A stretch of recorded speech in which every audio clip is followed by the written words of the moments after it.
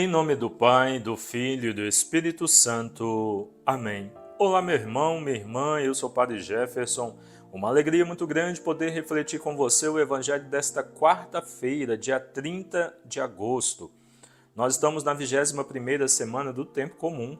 E o Evangelho de hoje é de São Mateus, capítulo 23, versículos de 27 a 32. Ai de vós, escribas e fariseus hipócritas! Sois semelhantes aos sepulcros caiados. Por fora parecem formosos, mas por dentro estão cheios de ossos, de cadáveres e de toda espécie de podridão. Assim também vós, por fora, pareceis justos aos olhos dos homens, mas por dentro estáis cheios de hipocrisia e de iniquidade. Ai de vós, escribas e fariseus hipócritas! Edificais sepulcros aos profetas, adornais os monumentos dos justos e dizeis: se tivéssemos vivido no tempo de nossos pais, não teríamos manchado nossas mãos, como eles, no sangue dos profetas. Testemunhais assim contra vós mesmos que sois de fato os filhos dos assassinos dos profetas. Palavra da salvação. Glória a vós, Senhor.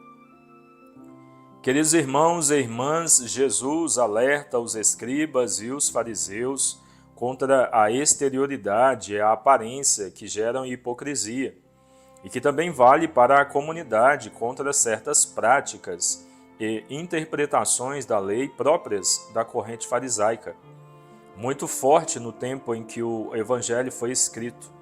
A forma ai de vós tem um tom de condenação.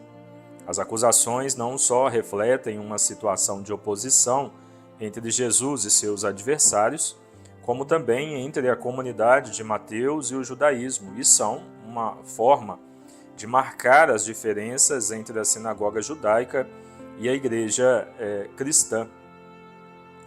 Ao ouvirmos a mensagem do Evangelho, nós ouvimos uma mensagem forte, né? Jesus chamando os escribas e fariseus de hipócritas, de sepulcros caiados. E ao ouvirmos esta mensagem do Evangelho, por que Jesus fala desta forma, imediatamente nós precisamos olhar para a nossa vida, porque sabemos que seguir Jesus não é apenas dizer eu sou cristão.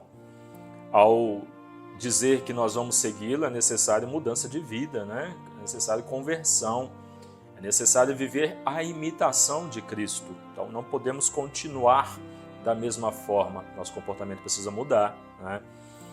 E muitas vezes nós agimos buscando aquilo que é de Deus ou vivendo aquilo que é de Deus quando estamos no meio de outras pessoas que estão com o mesmo propósito. Quando estamos fora deste espaço, agimos diferente. Não pode ser assim, né? Você não pode ter vergonha de ser cristão. Você não pode ter vergonha de pegar um terço e rezar em público, de colocar uma camisa com a imagem de Nossa Senhora, de um santo, de sua devoção, de sair à rua, de rezar, de orar, de louvar a Deus em público. Você não pode ter vergonha disso, né?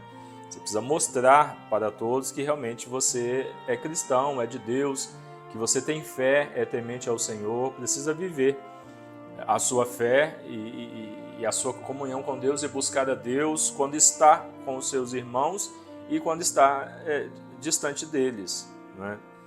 Então, isso é necessário para nós vivermos o Evangelho, colocarmos em prática a mensagem do Evangelho. Nós precisamos ser de Deus na igreja e fora dela. Onde nós formos, nós somos igreja. Onde nós formos, nós precisamos comunicar Deus.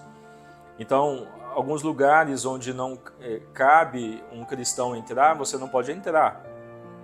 Algumas palavras que não cabem na boca de um filho de Deus, de um cristão, você não pode falar, não é? Como conceber, como entender pessoas que vão à missa, que rezam, que comungam o corpo de Cristo, e quando sai da igreja, que está em casa ou está nas suas atividades, está sempre com palavrão na boca, está sempre denigrindo o seu irmão, está sempre fazendo fofoca, não é? Está sempre maldizendo os outros, lançando pragas, maldições, palavras que ferem o coração do irmão, que machucam realmente, como conceber uma coisa dessa, né? E aí quando vai para a igreja, louva, agradece, chora, reza, diante de todo mundo ali, bonitinho, todo comportadinho, toda arrumadinha, como uma santinha, um santinho ali na igreja, que todos olham assim, nossa, que piedade, né? Então, nós não podemos ser, como Jesus diz no Evangelho, sepulcros caiados, né? Bonitos por fora, mas por dentro completamente diferente. Não temos que mostrar para os outros, nós temos que ser para Deus. Se nós formos para Deus, automaticamente viveremos nas nossas relações aquilo que precisa ser vivido.